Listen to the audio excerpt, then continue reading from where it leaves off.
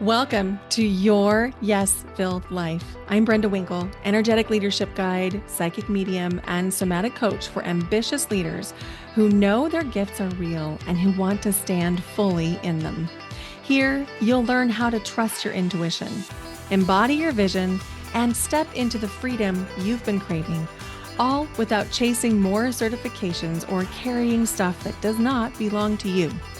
Every week, I'll share powerful practices and conversations with thought leaders and changemakers that help you transform your vision into embodied confidence, claim your gifts without apology, and lead with both clarity and freedom. Because your gifts aren't cute, they're powerful, they're real, and they're needed. Start today by downloading my free energy audit at brendawinkle.com/audit. It's the exact tool I use to track what's fueling me and what's draining me. It will help you discern between that hit of achievement and true joy so that you can lead with more clarity and impact. This is your space to stop proving, start embodying, and live fully in your gifts. Welcome to Your Yes-Filled Life. Hello, and welcome to Your Yes-Filled Life. I'm your host, Brenda Winkle. Today on the podcast, we're going to be talking about why you feel responsible for other people's emotions. And if you're not sure you do that, stick around, because my bet is if you're drawn to me, if you're drawn to this podcast, you're also sometimes making yourself responsible for how other people feel and for what experiences they might have.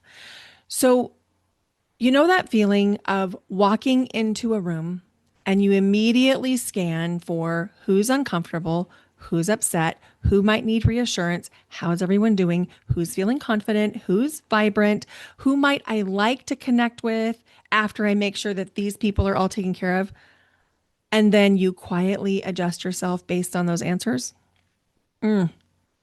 It's exhausting, right? And that's what we're going to talk about today, because many emotionally intelligent people become so attuned to everyone else's emotional experience that they stop noticing or even responding to their own.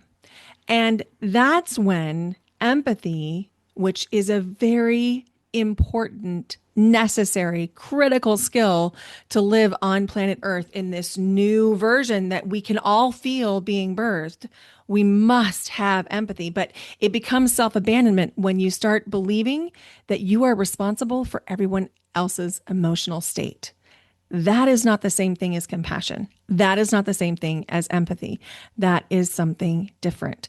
So I want to tell you a story just to kind of set the stage for what this might be like and see if you relate to it.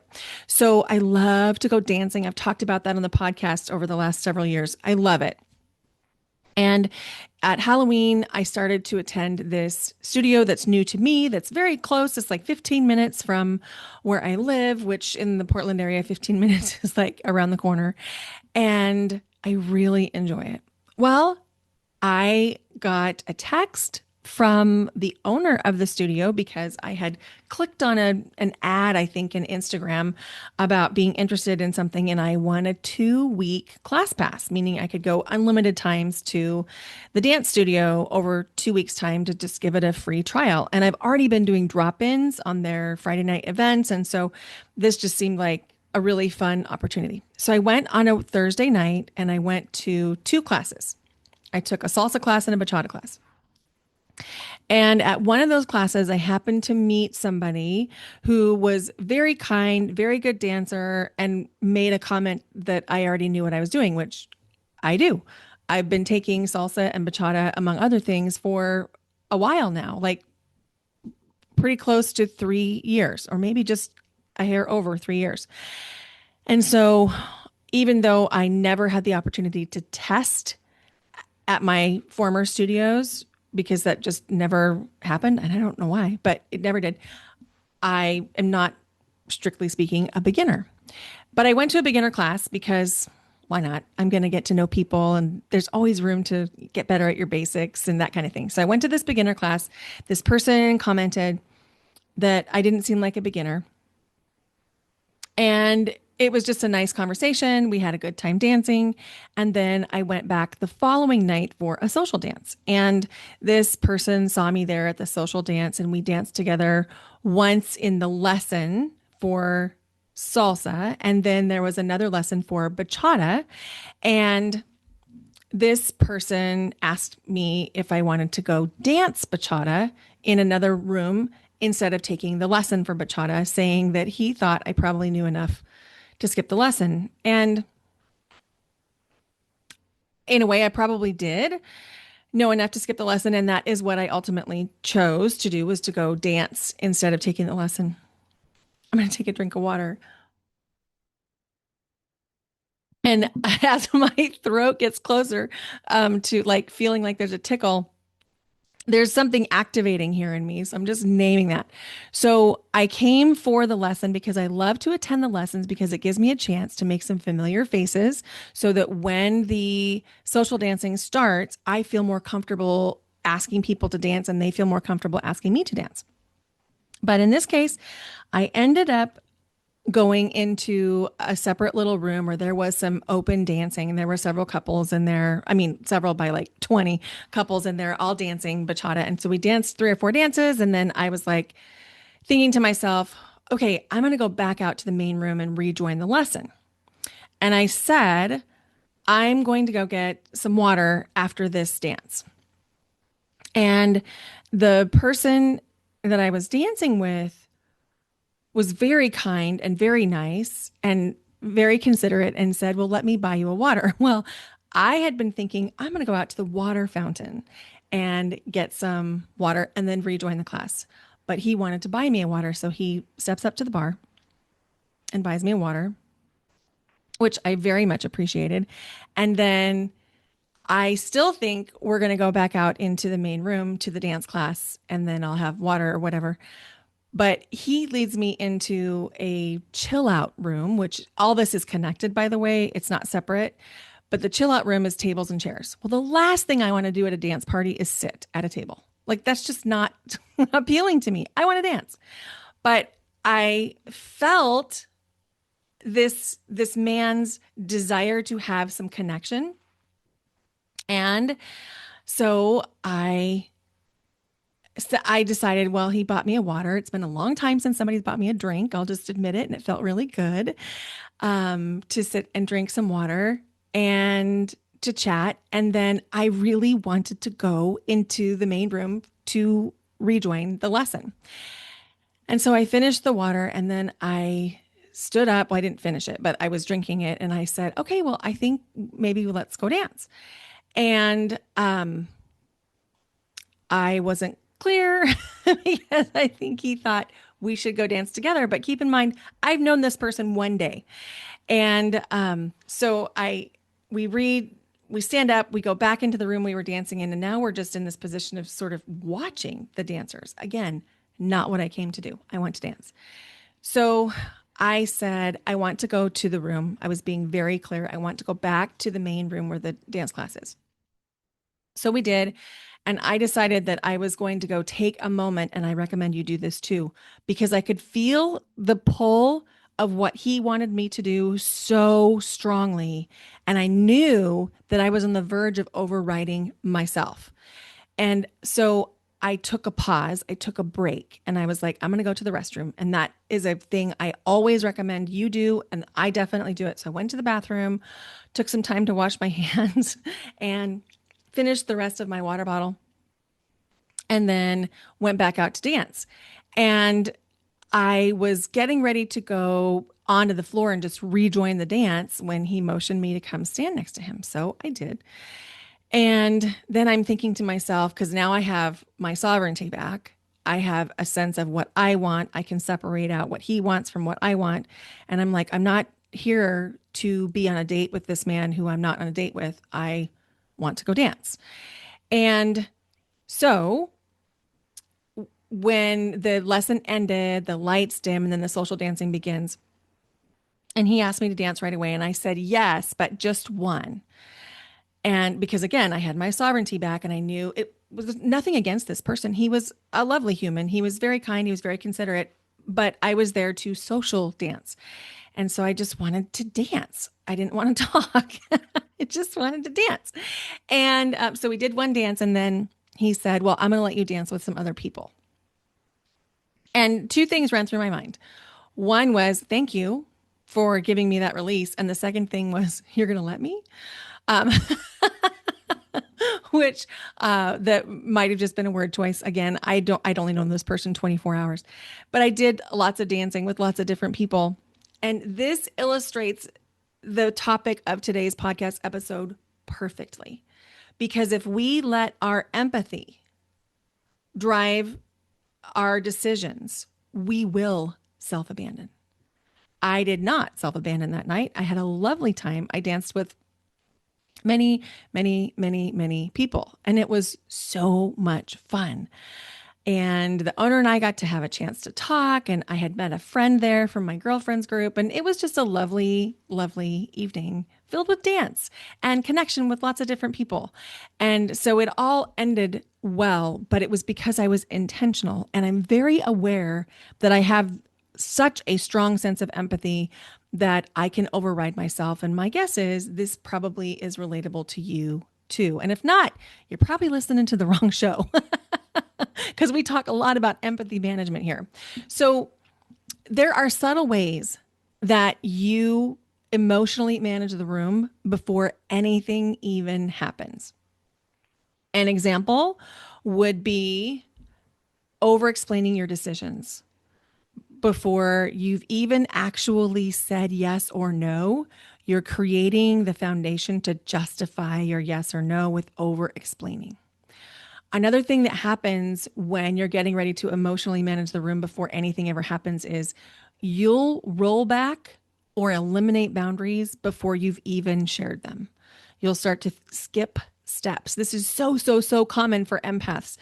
So if you know that you want there to be like 4 different steps, like for me, for example, if we talk about this person that bought me the water, one of my steps is we get to know each other, we strike some kind of a connection, and then we're going to agree mutually to a different time to connect later, like let's say coffee or dinner or something like that outside of the event that we worked at or that we met at, I mean, and then we can go from there, but we don't necessarily cut off other people at the event that we attended. I know that's one of my steps.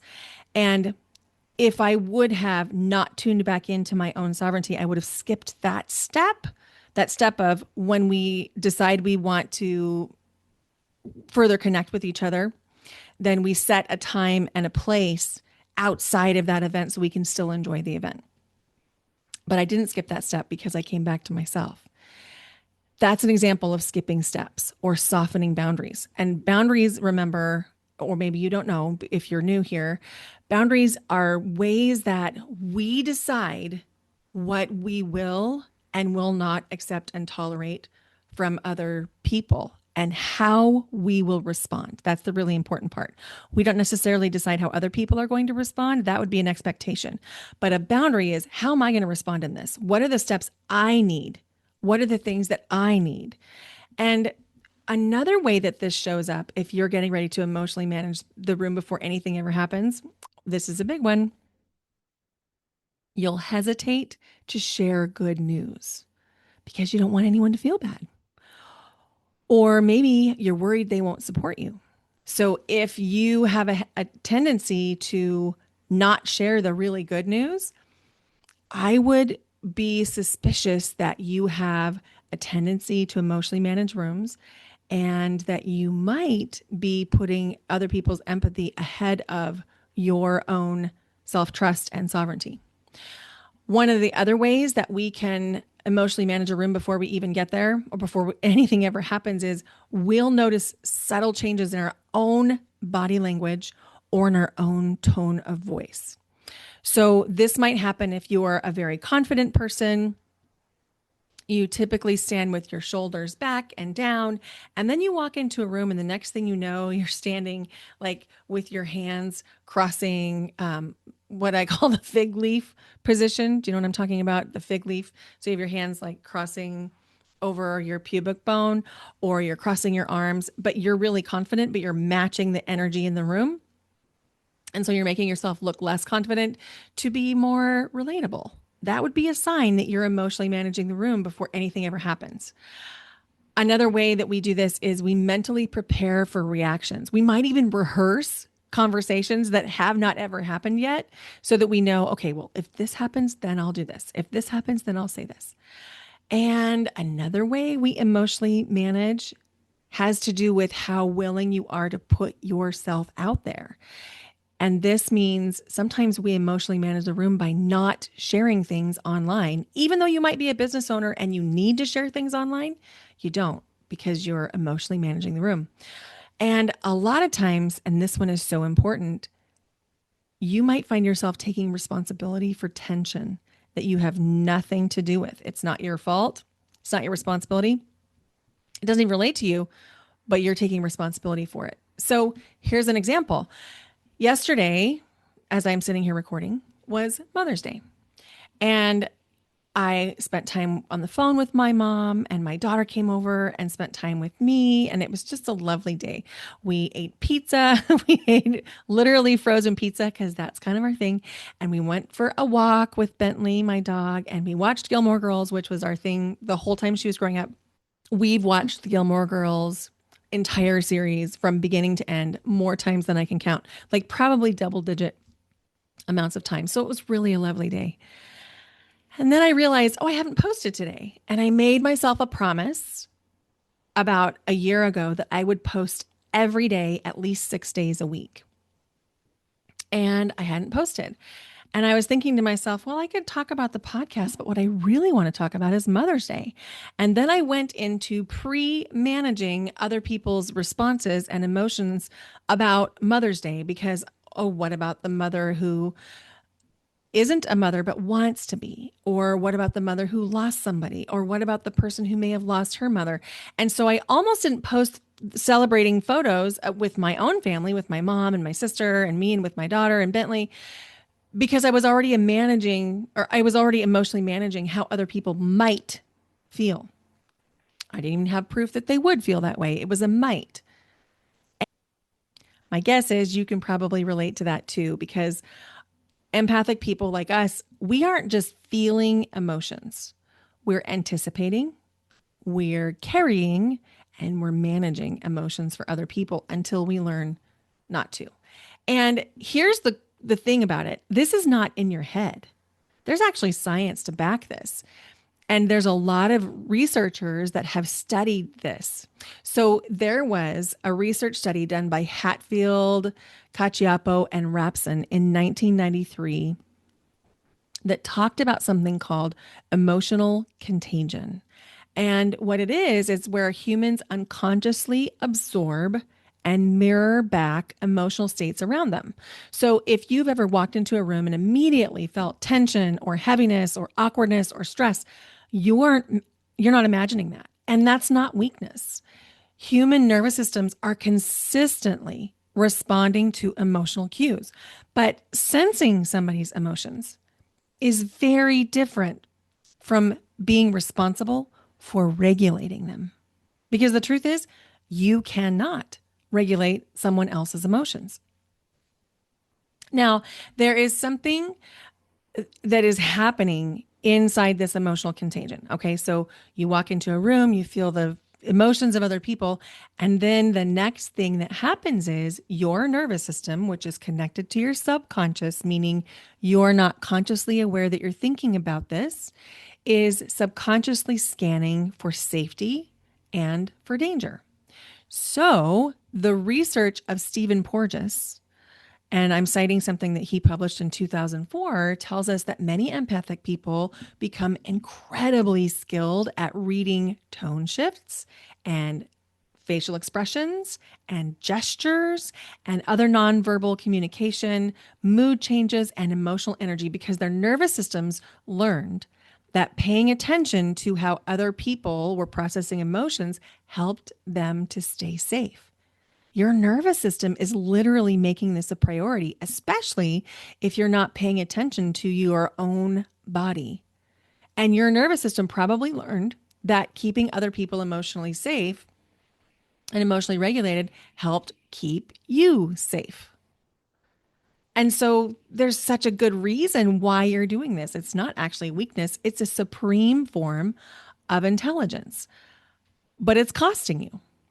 And so the key thing that I would like you to take away from this episode is that you can care about and understand other people's feelings and emotions. That's empathy. But when it goes into responsibility, which is you feel like you have to fix or carry or prevent or shift or manage somebody else's feelings, then we're into self abandonment territory. And that's not where we want to be, especially because with your deep empathy and compassion, you value your relationships. And what I have learned doing this work for the past 11 years with hundreds of clients is that the resentment that builds from being emotionally responsible has a flip side that most of us are blind to. And the flip side is entitlement. Now, not everybody who's entitled has secret resentment. I do not mean to say that, and that's not at all what I'm saying. But I am saying that the dark side of continuing to live in a way that's causing you resentment is that you are behaving in a way that is entitled in other venues. And it goes something like this. Well, I've given so much to these people, and I've ignored my own feelings and I've ignored my own needs for so long that I now have the right to fill in the blank, whatever it is. The resentment and the entitlement are two sides of the same coin. And so we really want to tease out the difference between your empathy, which is a good thing, and becoming emotionally responsible, which is going to create resentment and heaviness. So some real life examples of you might maybe taking responsibility for someone else's emotions would be saying yes when you mean no to avoid someone feeling disappointment. Example, me at the dance event. I could have continued to dance with that one man for the rest of the evening to avoid him feeling disappointed, but then I would have been the one disappointed. Another example would be carrying someone's stress all day. A lot of times, like if you have a partner or a boss or a coworker that's really stressed out, you'll think somehow that if you match or meet their stress and their level of activation, that it's going to somehow help, but it never does. It just makes you exhausted and then you're stressed too. Another way that this can happen if you're trying to be emotionally responsible for other people is you'll feel guilt around your own success, or guilt around your joy, or guilt around good fortune. That's actually a sign of being emotionally responsible for people. It's not a sign of empathy. It's crossed over. Another sign of being emotionally responsible is when you don't allow yourself to express or feel or communicate your range of emotions. You stay within one narrow band of emotions because you tell yourself it makes people around you more comfortable, which it probably does, but it's not doing you any good. And then the last example I'll use is when you're over functioning in relationships. Over functioning. And I like to think of the work of Terry Cole when I reference overfunctioning. She talks about this a lot. She talks about high functioning codependency. And when we're overfunctioning in relationships, it's doing more than our fair share, doing more than our part, where maybe you're always the one that reaches out to set the event, or maybe you're always the one that brings the snacks for everybody. Even though everyone else there is a grown adult, you're still packing snacks for every person in your party on the trip on the plane. I've been that person. I know that feeling intimately. So there's one other piece of research that I would like to bring in, and this is research around self-silencing. This is the work of Jack and Dill from 1992. There's research around this that says when people suppress their own needs or their truth or their emotional expression in order to preserve connection or avoid conflict, they are sometimes self-silencing. And then again, we're bringing in the potential for that self-silencing to turn into resentment, and then it turns into entitlement. And I just have to say, entitlement is not attractive. It is not a quality that we like in other people. And it makes us less likable. And it's one of the things that empaths do that a lot of us don't see. And I had to get really clear with myself because I have this as a default. I can be resentful about things and then I can turn into somebody that feels entitled. And I've worked on this in my own processing and in my own self sovereignty to be able to feel it and recognize it and stop it when it begins to happen, because I had been around some entitled people and thought it was unappealing and unattractive. And I didn't want to be that way. And then the more self aware I became, I realized, oh no, I am behaving in a way that is entitled. And it wasn't behaving in a way because I actually felt entitled. It was because I had such deep resentment over not being seen and giving up what I wanted and putting other people's needs first, that on certain topics and certain occasions, I would become very entitled. And so the thing I want you to remember is someone else having feelings does not automatically mean you've done something wrong.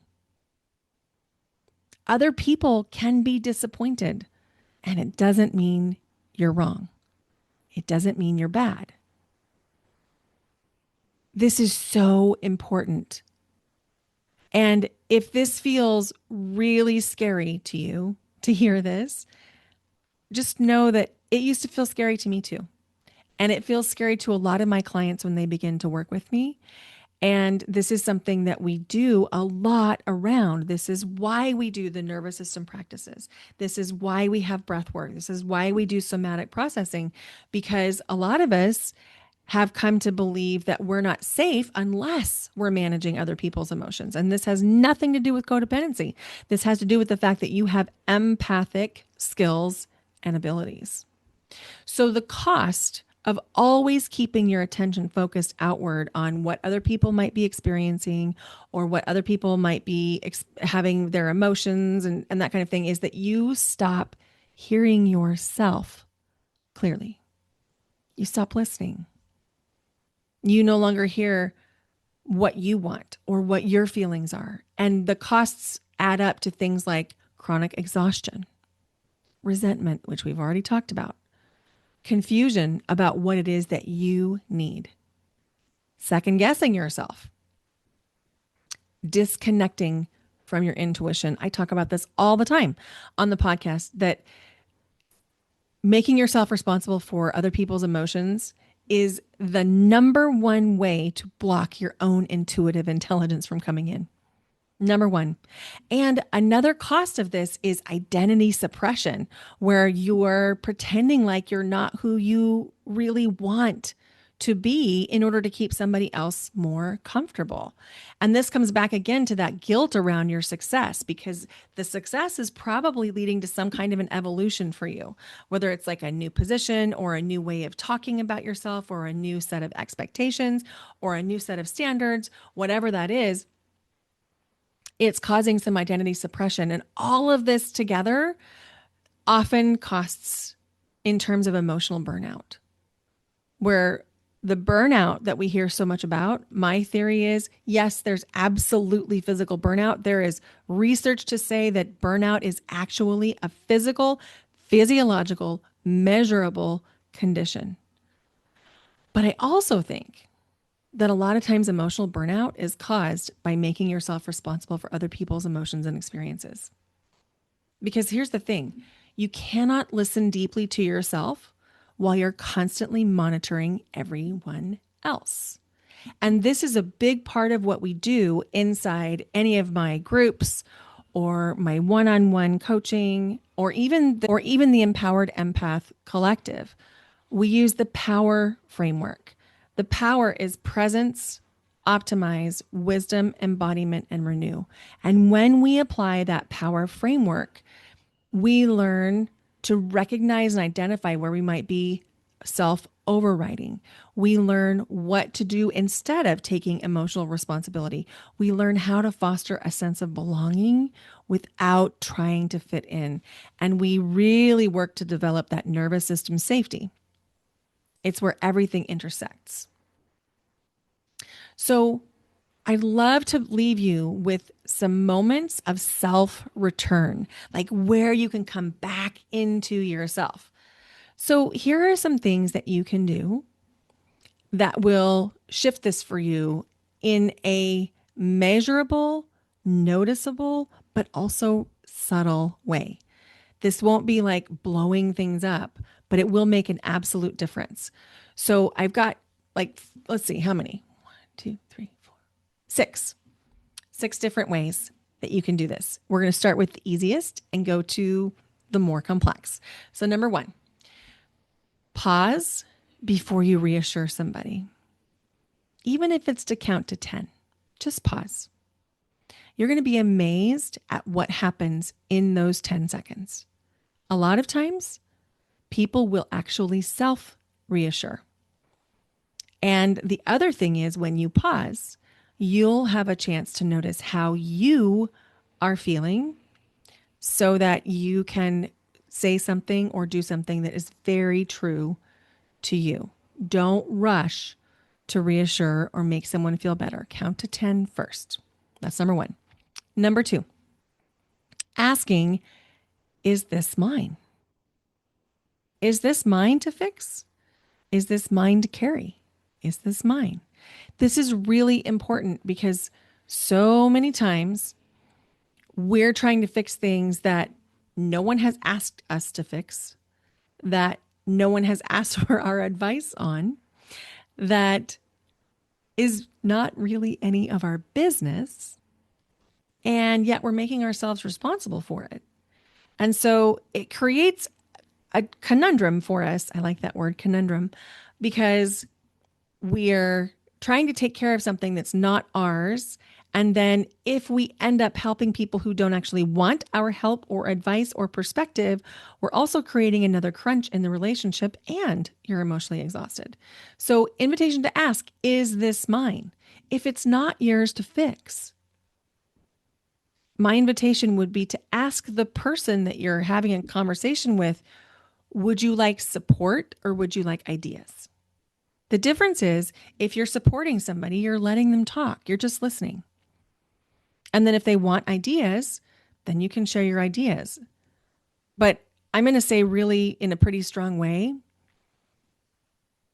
one of the biggest pitfalls of people with deep empathy is auto advice giving, where no one has asked you what you think, no one has asked you for your help, and you go in to solve a problem. That is something that I would really invite you to consider if you are doing. And if you're doing it, I would invite you to find ways to stop. Starting with number 1, pause. Number 2, is this mine? And then number 3, noticing what's happening in your body. Is your body tensing up? Is it tightening? Is there like some muscle gripping, holding on? If there is, invitation to tend to that and notice it and let it inform you what should happen next. What would cause some relief? What would make it feel better? Number 4, let people have their reactions. You don't have to do anything about it. Let them have their reaction. If they're mad, they can be mad. If they're sad, they can be mad. You being there and holding space for that is probably enough. We tell ourselves we have to do something, but probably you being there is enough. And that leads me to number 5, which is tolerating the discomfort that you might be experiencing about someone having an adverse reaction or response without fixing it. And tolerating that discomfort does take practice and nervous system regulation. And that's part of the work we do inside the Empowered Empath Collective. That's what we do in my one-on-one work. That's also what we do in the Power course, which is not currently open for enrollment, but will open later this summer. And then number 6, staying connected to yourself while you keep caring. So those in order: Number one, pause before reassuring. Number two, ask, is this mine? Number three, noticing what's happening in your body. Number four, let people have their reactions. Number five, tolerating discomfort without fixing. And number six, stay connected to yourself while you still care. Compassion and empathy do not require self abandonment. And anybody who tells you that it does require self abandonment is absolutely benefiting from you self abandoning. There's no other way to say it because actual compassion does not require you to abandon yourself. Now, are there moments if you're raising a baby or a minor child that you have to self abandon in order to care for them? Yes, absolutely. 100%. I'm not talking about that, but even then, there are ways that you can communicate and ask for support. And I would really invite you to be generous of spirit with yourself. Give yourself room to get this wrong. Like, I almost got it wrong the other night at dance. I almost got it wrong when I sat down in the chill out room when I didn't want to sit down. Give yourself room to do it a different way. Give yourself room to be like, oh, wait, I'm almost self abandoning, and then course correct. Let people disappointed. And invitation to not edit yourself emotionally. I mean, of course, we're talking about there's an appropriate time and an appropriate place. But if you're having an emotional response to something, it's okay for you to say that. You don't have to apologize for having emotions. And, you know, I'm working through this as well. I've been talking about, I'm shifting into a new identity. And it's interesting because I have a hair on my lip. Sorry. It's interesting because as new as it feels to me, when I listen to older episodes, it's not that new. Like I've been talking about the same thing for 4 years on the podcast. We're 4 years old at this point. And even though I feel really new, my core identity, who I am, what I value, has not shifted. But how I'm responding and relating to this work, to my business, to the people in my life, that's the piece that's shifting because of my identity shift. And I'm just going to be really real with you. It is not comfortable to grow. It is not comfortable to evolve, but it's really rewarding. And, like a houseplant will eventually get sick and wilt if it is in the same pot for too long. It needs expansion to be able to grow. That's why we transplant houseplants. I don't know if you know about houseplants, but I love plants. And I have a bunch of houseplants. And if we let them stay in the same pot for too long, they'll eventually die. And that's not to say that a new pot is like all new relationships or all new place to live or anything like that, although it could mean that. That could be it. A lot of times it's just a different way of relating. And it's interesting because once we start to do this work, a lot of the clients that I work with notice that their relationships improve. They come in a little bit scared because they're feeling resentful about a partner or resentful about an extended family member or resentful about something that's happening within their own home. And what they learn is how to sit with discomfort and communicate their needs, and the relationships actually improve. And I found that in my own life too. So if this resonates with you, I really want you to hear this. You are not too sensitive. You're an empath. And you simply have a nervous system that has become very skilled at emotional monitoring and emotional caretaking. And the goal is never to care less. We don't want that. But we do want to learn how you can stay connected to yourself while you care. Now, this is something we practice deeply inside the Empowered Empath Collective membership. You get to practice staying connected with yourself, noticing when we might have emotional caretaking happening. And we practice this in real time in our community.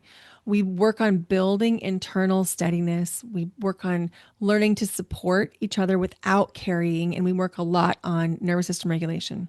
And honestly, this work shifts the most profoundly when you step away from the constant emotional noise long enough to really hear yourself clearly again. And that's the benefit if you want to do some in person work with me at the Ignite retreat in March 2027. Retreat applications are open now.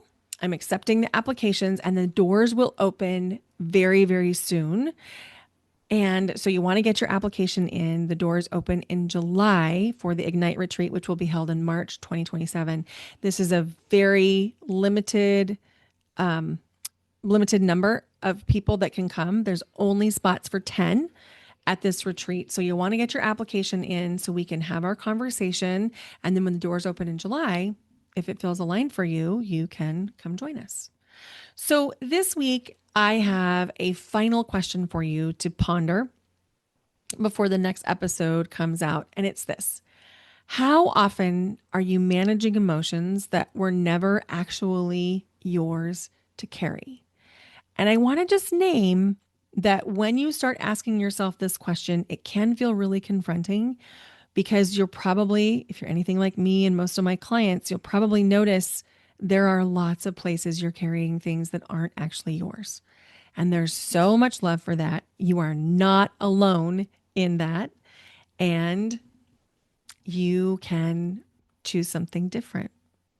If this episode resonated with you, would you please consider sharing it with 2 or 3 people that you think also might be making themselves emotionally responsible, that you really care about? And if it really resonated with you, invitation to post about it on social media and tag me. I would love that. And I'd love to DM you, answer any of your questions. If you have more questions about this, please reach out to me. I'm probably most accessible on Instagram at Brenda Winkle. So message me over there. And if you tag me, I'll tag you back. I'll put you in my stories. We can talk in the DMs, and it's never a bother. And of course, you can email me, but I have to admit, I'm not as on top of emails as I am on Instagram DMs. So there might be a little delay, but that's okay. Thank you. Thank you for listening. Thank you for being here today. If you have not yet left the podcast and rating and review, would you go do that? Because it really does help the podcast get into the ears of more listeners. This podcast is not free to produce.